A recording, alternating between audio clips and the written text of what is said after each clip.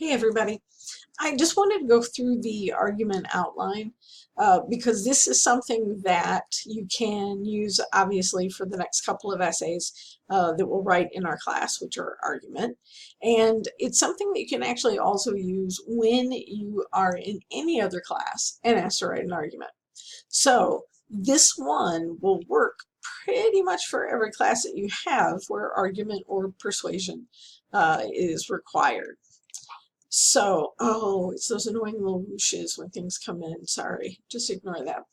The source that I used for the argument outline was a textbook that I used a lot when I was studying, and it's called Rhetoric, Discovery, and Change. And they had their outline based on the Aristotelian model, which is Aristotle, way, way back there when the Greeks were the smartest people on the planet, just because they hadn't met all the people on the planet. But they did know how to write some argument because Aristotle is kind of the um, creator of rhetoric. And this is something that you will see the outlines in different textbooks and online. But if they're based on the Aristotelian model, they're essentially what I'm going to give you today. So you start off, you have to have a thesis. And an argumentative thesis is something that's going to answer the question, what am I trying to prove? It cannot be a simple statement of fact. An argumentative thesis is not people drive cars. But if it is a claim and has evidence, it's going to work. It does need to be focused. The one thing I find is that students want to write about these big, expansive topics. Sorry, that was a weird pause. But I'll ask students, what are you interested in? And of course, the first thing they say is nothing. Then I'll say, well, what do you like? What would you like to write about? And then they say things like abortion. And that's, I think, because other teachers, sometimes in high school, ask you to tackle these really, really big issues. But if you are trying to write about abortion or you're trying to write about gun control, it's too big. You can focus it down. So something like, should teachers be armed in the classroom? That is a small part of gun control. So you're not really arguing whether guns should be legal or illegal. You're looking at, should a teacher in a classroom have a weapon to defend herself and defend the children?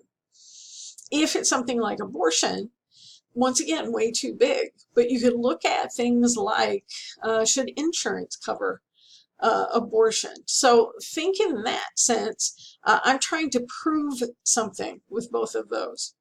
And obviously, it's a claim that has evidence, and it's going to look like this. Thesis is not that factual statement, but it's a claim that has to be proven. So most Americans have health insurance, but some don't.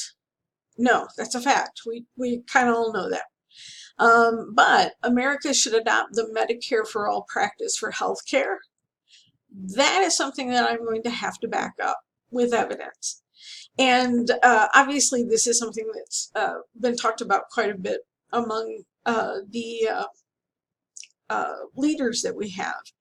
But if I'm doing this in particular, I really have to look at how it's going to work. And you do that by writing your essay. So in the introduction, sorry for the whoosh, what you want to do in an intro is direct the reader's attention to the subject or to the problem. You don't want to give it all away.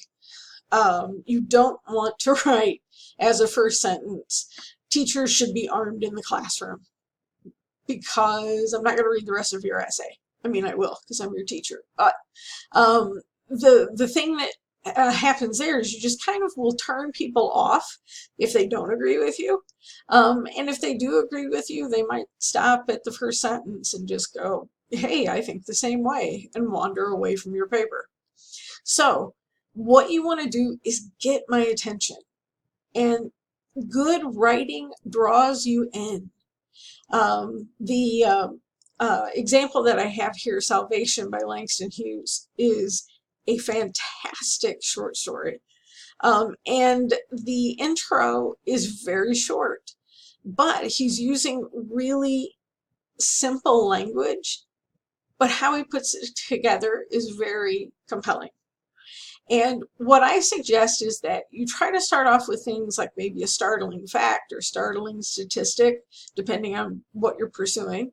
And you might also use an anecdote, which is just a quick story that you're going to tell as setup, and then later in the essay, you're going to give me the examples to prove or disprove it. That's a good one because you can kind of come back to it in the conclusion, which we'll obviously talk about in a minute. The other thing that you want to do is you want to show that you're an authority on this topic. So why do I know what I know? The reader needs to know that they can trust you, that you have ethos. And logos, pathos, and ethos are the three things that Aristotle would teach his students. Logos is logic, pathos, emotion, and then ethos is being ethical as a writer. So what you have to look at is that you are in the process of allowing the reader to understand why you're an expert on the topic. And remember, experts don't know everything, even if they are experts. If you're writing about, what's something good and controversial? If you're writing, well, I'll go back to gun control. If you're writing about gun control, and maybe arming teachers, if you talk to teachers, they're not experts, but they have opinions. If I went and talked to my local representative, he might be an expert in the law, but he doesn't know everything. So keep that in mind, but you do want to show why you are an expert in some parts. So maybe you've had experience with the subject, and you can use that definitely in this essay. Don't overuse it. It shouldn't just be a narrative. But if it's something like, I'm a teacher and I was told that I had to have a gun in class, then I could use that experience. Maybe it's observed things. So maybe you saw your friends go through something, or your family, or maybe you saw something while you were out in public, and use that to kind of say, you know, look, I've been through this. Or obviously if you do some research, and research does not have to be a research paper. It might be where you just have a prompt. Maybe you found an article that is going to lend itself very well to your essay. Maybe there's a YouTube video that would.